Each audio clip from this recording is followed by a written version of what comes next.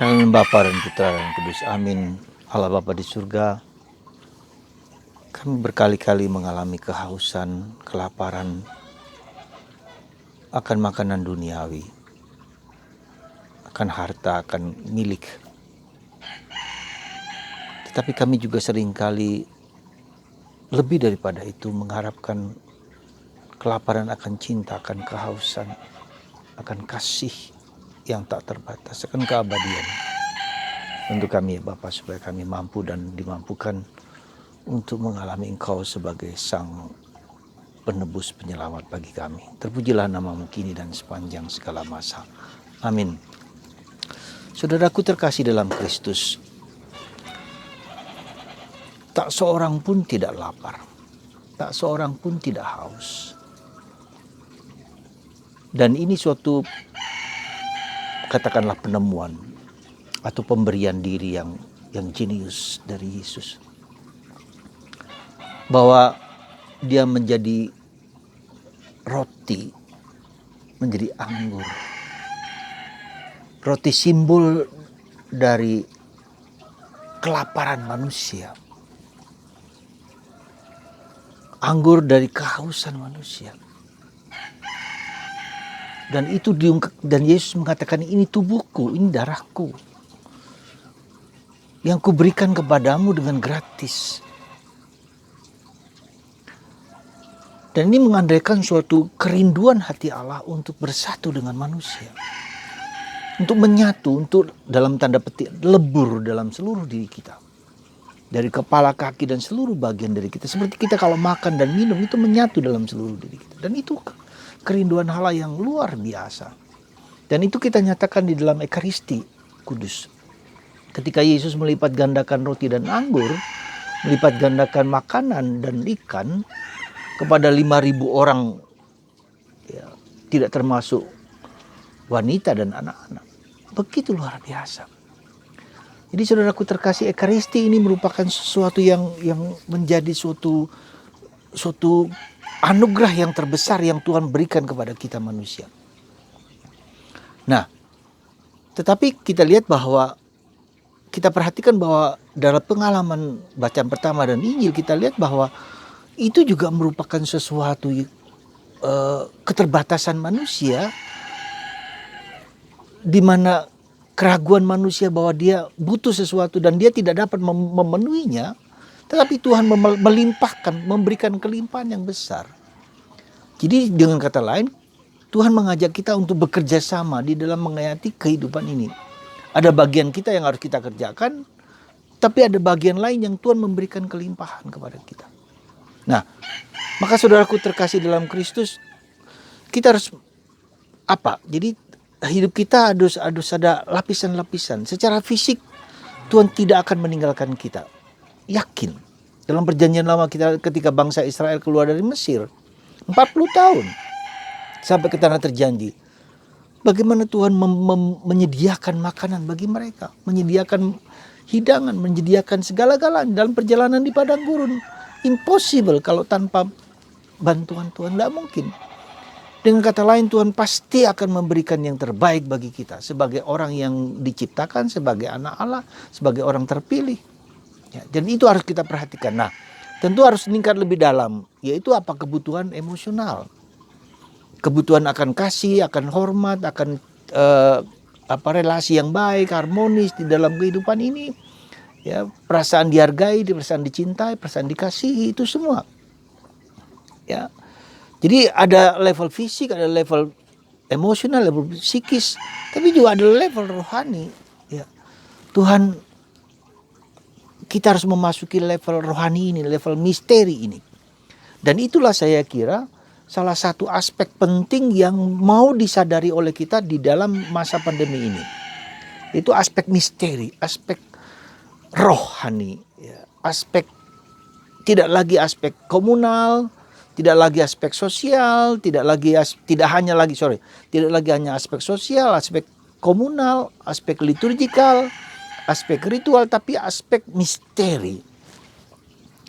Ya, aspek misteri bahwa Allah yang berkuasa atas hidup kita. Nah, kita harus meningkat ke situ, kita harus masuk ke atas, ke tingkat itu gitu loh. Dan itu bukan sesuatu yang gampang.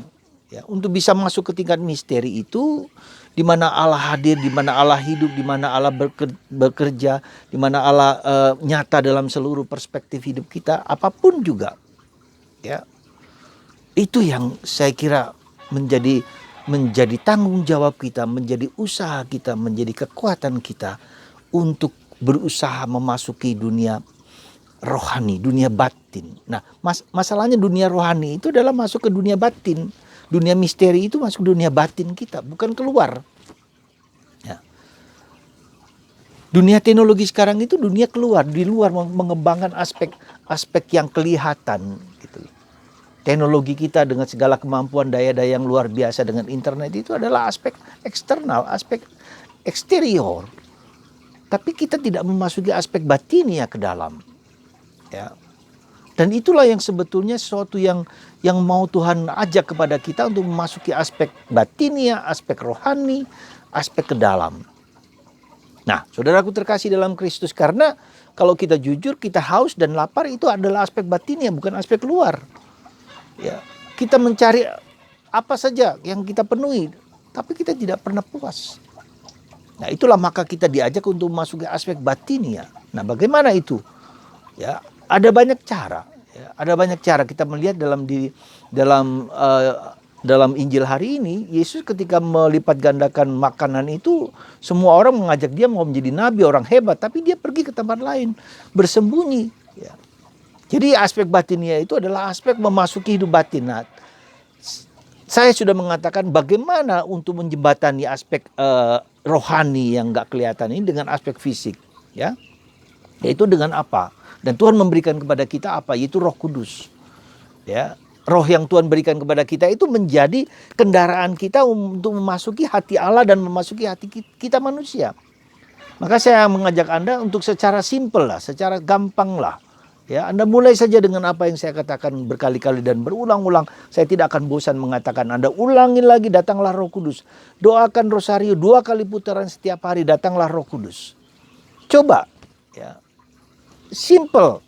Tapi nanti di situ kita akan melihat Roh Kudus akan membimbing, menuntun kita untuk memasuki level yang disebut level bawah sadar. Bukan hanya level sadar, tapi bawah sadar.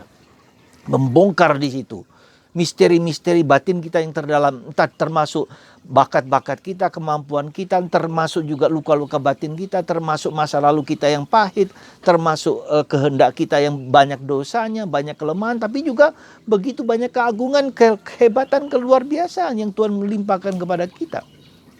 Di dunia batin itu begitu luas, seperti orang bilang iceberg, gunung es, yang di atas itu hanya berapa persen, 20% yang sadar, yang di bawah adalah 80% nggak sadar. Nah, disitulah Tuhan membongkar, menunjukkan kepada kita. Dan dalam tradisi Karmel Teresa Avila ada 7 ruangan, ya, ada 7 ruangan. Di ruangan ke-7 Tuhan bertata di situ. Nah, jadi kalau kita bersatu dengan Tuhan, kita sudah bersatu dengan Tuhan. Tapi mungkin ya bukan di ruangan ke-7, mungkin di ruangan pertama, bahkan agak sedikit keluar, belum masuk ke ruangan pertama, bahkan mungkin.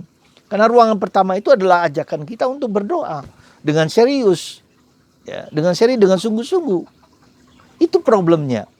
Jadi kita sudah berada di hadirat Allah, tapi kita belum melihat dari muka ke muka. Kita mungkin berada di ruangan, di halaman rumah Allah, di luar kita hanya mendengar suaranya, tetapi sambil lalu. Ya, nah sekarang langkah pertama yang paling penting untuk memasuki ruang pertama adalah dengan doa.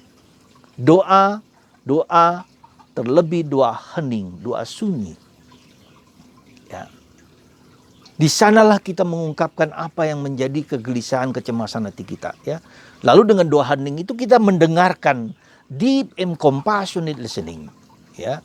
Mendengarkan apa? Mendengarkan suara hati kita, mendengarkan yang terdalam dari kerinduan hati kita yang terdalam.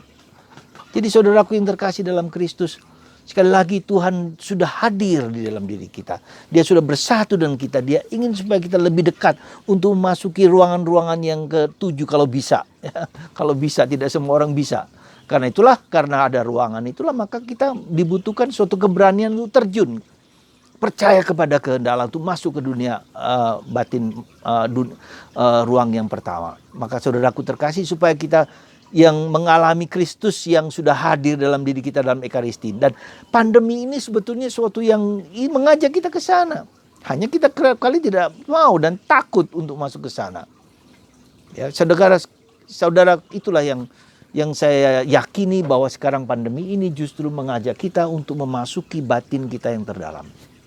Ya, supaya kita bisa merasa puas, merasa katakanlah kehadiran Tuhan yang memberikan rasa mengagumkan, ya, seperti pengalaman Santa Teresa Avila dengan ekstasenya Tuhan yang melampaui batin pengalaman manusia, ya.